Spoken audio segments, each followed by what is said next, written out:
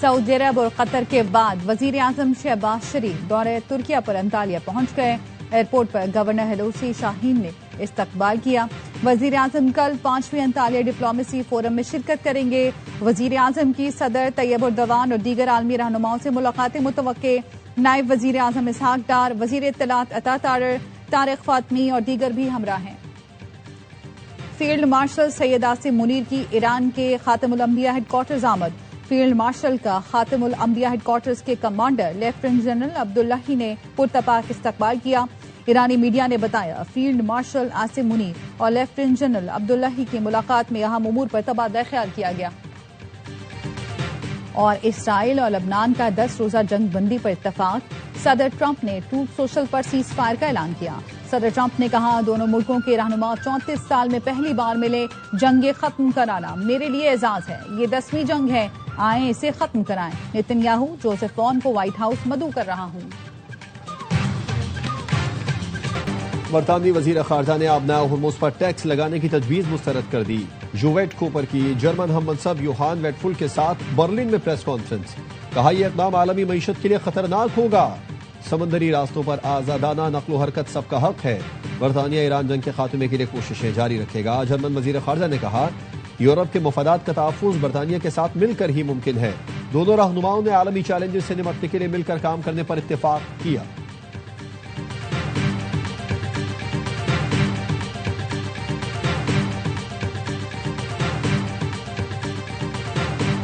The ceasefire is intact, gives us all hope and confidence that a real chance to diplomacy is being given. We bring everyone together, it's properly syndicated, there are a number of stakeholders here, and I think that's where these efforts are underway, that by the time we do get to a second round.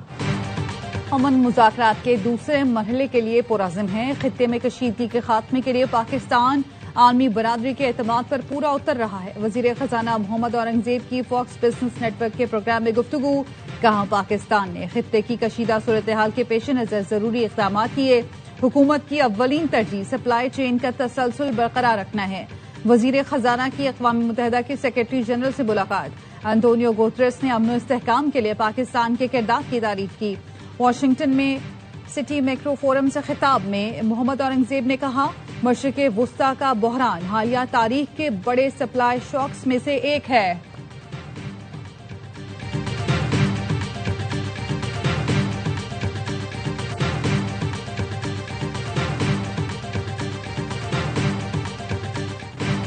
امریکی وزارت خزانہ نے ایرانی companies, بحری جہاز اور شخصیات پر نئی پابندی عائد کر دی. امریکی وزارت خزانہ کا کہنا ہے کہ 12 افراد، کمپنیز اور جہازوں پر پابندی عائد کی گئی ہے. پابندی کی زد میں آئی کمپنیز اور افراد میں محمد حسین شمخانی کے لیے کام کر رہے تھے. ایران کی غیر قانونی اسمگلنگ پراکسی نیٹ ورک سے ختم کر رہے ہیں. امریکی سیکرٹری خزانہ اسکاٹ بیسنٹ کا کہنا ہے کہ ایسے اقدامات کے لیے تیار ہیں جو مالی لحاظ سے بمباری کے برابر ہوں گے. امریکہ ایران پر معاشی دباؤ میں نمایاں اضافہ کرنے کی تیاری کر رہا ہے.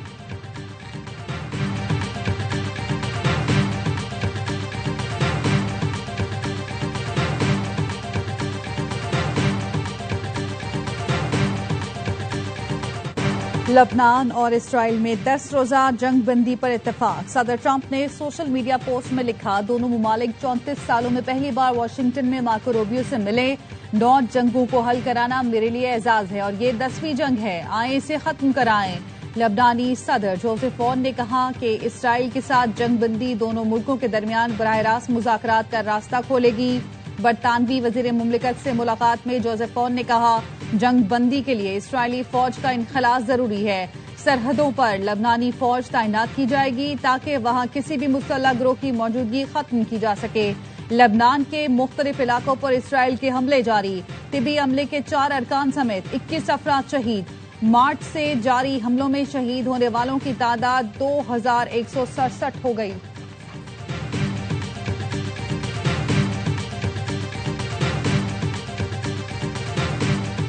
پاکستان کی قیادت کوشش کر رہے ہیں کہ نہ صرف یہ سیز فائر جاری رہے، یہ جنگ بند ہو جائے، امن قائم کیا جائے تاکہ ہم سب اس معاشی بحران سے نکلیں، پوری دنیا کے عوام کے لیے جو مشکلات ہیں وہ کم ہوں. جنگ کا خاتمہ ناگزیر ہے تاکہ معاشی بحران سے باہر نکل سکے. چیئرمین پی پی بلاول بھٹو کہتے ہیں ایران جنگ کے معاشی اثرات کا بوجھ مہنگائی کی صورت میں عوام اٹھا رہے ہیں. پاکستانی قیادت کی کوشش ہے جنگ بندی کے ساتھ جنگ کا مکمل خاتمہ ہو. CNN کو انٹرویو میں بلاول بھٹو زرداری نے کہا پاکستان کے خلیجی ملکوں سے مضبوط تعلقات ہیں. کچھ ادائیگیاں کمرشل بنیادوں پر تھیں جس کے لیے پاکستان تیار ہے.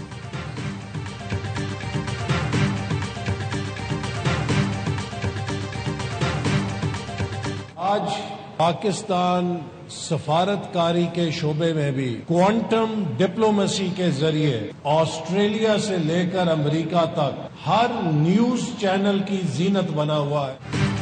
آسٹریلیا سے امریکہ تک ہر زبان پر پاکستان کا چرچا ہے. وفاقی وزیر احسن اقبال کہتے ہیں پاکستان میں جو تبدیلی نظر آئی ہے وہ مارکہ حق سے شروع ہوئی جب پاکستان نے اپنے حریف کو عبرتناک شکست دی. آپریشن غضب للحق کے تحت پاکستان افغانستان میں فتنہ خوارج اور ان کے سہولت کاروں کو انتہائی درستگی سے نشانہ بنا رہا ہے.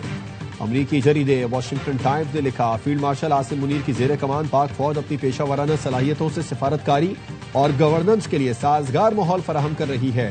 پاکستان فیصلہ کن فوجی کارروائی کے ساتھ ٹھوس سیاسی عمل کو ہی مسئلے کا پائیدار حل سمجھتا ہے.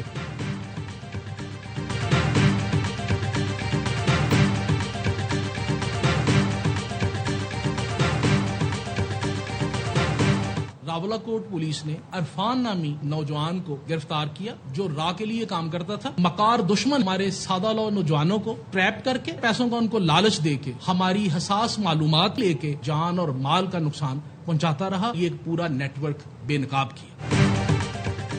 راولاکوٹ پولیس نے ڈرا کا ایجنٹ گرفتار کر لیا. عرفان حساس تنصیبات کی تصاویر اور ویڈیوز دشمن تک پہنچاتا تھا. آئی جی آزاد کشمیر پولیس لیاقت علی ملک کی پریس کانفرنس. کہا ہم اپنی مقدس مٹی کی حفاظت کے لیے کسی بھی حد تک جائیں گے. دشمن کے ناپاک عزائم خاک میں ملا دیں گے. والدین سے درخواست ہے اپنے بچوں پر نظر رکھیں. پاکستان اور ترکی کی مشترکہ مشقیں جناح کا کامیابی سے انعقاد. دونوں ممالک کے دوستوں کا اعلیٰ پیشہ ورانہ مہارت اور آپریشنل صلاحیتوں کا مظاہرہ. ISPR نے بتایا مشق کی تمام سرگرمیاں ترکی کے شہر انقرہ اور اسپارٹا میں منعقد ہوئی. انسداد دہشت گردی کے ڈرلز تکنیک کو بہتر بنانا مشق کا بنیادی مقصد تھا. آبادی والے علاقوں میں جنگ اور IED سے نمٹنے پر خصوصی توجہ دی گئی.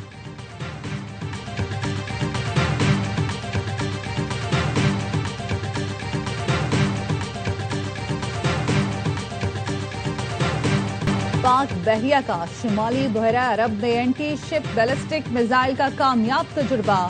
مقامی طور پر تیار کردہ میزائل نے طویل فاصلے پر ہدف کو کامیابی سے نشانہ بنایا. نیول چیف ایڈمرل نوید اشرف نے سائنسدانوں کے ہمراہ میزائل کا مشاہدہ کیا. ISPR کا کہنا ہے میزائل جدید ترین گائیڈنس سسٹم اور دشمن کے دفاعی نظام سے بچنے کی صلاحیت رکھتا ہے. کامیاب تجربہ پاک بحریہ کی تکنیکی برتری اور عملی مہارت کا عکاس ہے. صدر اور وزیر اعظم کی کامیاب تجربے پر نیول یونٹس اور سائنسدانوں کو مبارکباد. چیف آف ڈیفنس فورسز اور سروسز چیف نے بھی مبارکباد دی.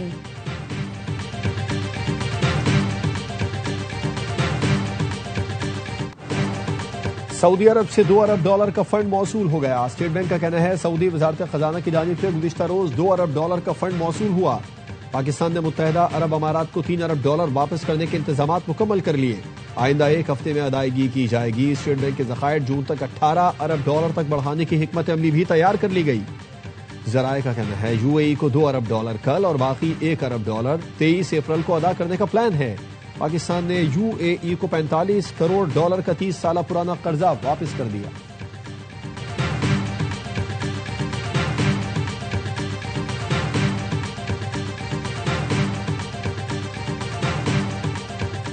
IMF مینیجنگ ڈائریکٹر کی پاکستان کی اصلاحات اور معاشی استحکام کی تعریف. کرسٹالینا جارجیوا کی ورلڈ بینک اور IMF اجلاس میں شرکت. وزیر خزانہ محمد اورنگزیب سے ملاقات میں پاکستان کی معاشی اصلاحات میں پیش رفت کو سراہا. کہا اصلاحاتی پروگرام پر مؤثر عمل درآمد سے معاشی استحکام برقرار رہا.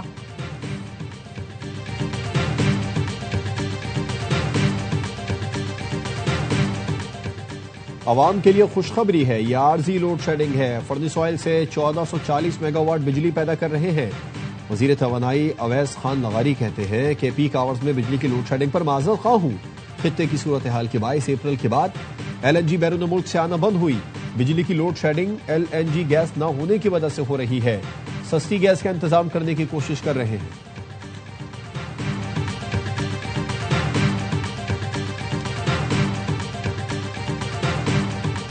یہ ایگزیکیوٹ ہوگا لاہور سے راولپنڈی، یہ خواب ہے لوگوں کا جس کو آپ پورا کرنے جا رہی ہیں، اور یہ 280 کلومیٹر جو ہے ہم انشاءاللہ تعالی آپ کی قیادت میں 2.25 گھنٹے میں انشاءاللہ اپنے لوگوں کو یہاں راولپنڈی سے لاہور آئیں گے، لاہور سے راولپنڈی جائیں گے۔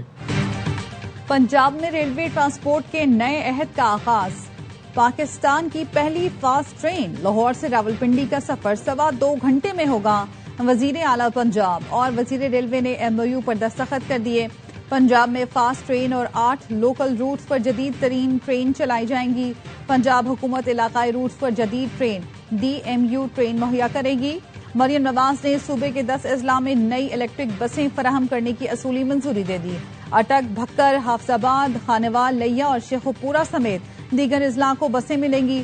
رواں ماہ 100 جون تک مجموعی طور پر 714 الیکٹرک بسیں پنجاب پہنچ جائیں گی۔ سرکاری ملازمین کے لیے ای بائک پروجیکٹ شروع کرنے کی بھی منظوری۔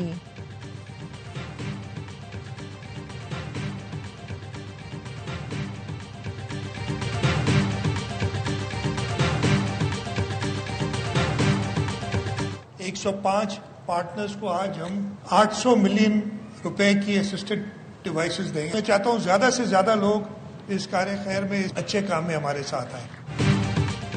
سندھ حکومت نے پارٹنر تنظیموں اور NGOز میں 80 کروڑ روپے تقسیم کیے۔ وزیر اعلیٰ سندھ کہتے ہیں معذور افراد کا معیار زندگی بہتر بنانا سول سوسائٹی سے شراکت داری ترجیح ہے۔ وزیر اعلیٰ کی صدارت میں سندھ کابینہ کا اجلاس، سانحہ گل پلازہ واقعے کی رپورٹ پیش کی گئی۔ سینئر وزیر شرجیل میمن سمیت صوبائی وزراء، مشیر، معاونین اور دیگر حکام کی شرکت۔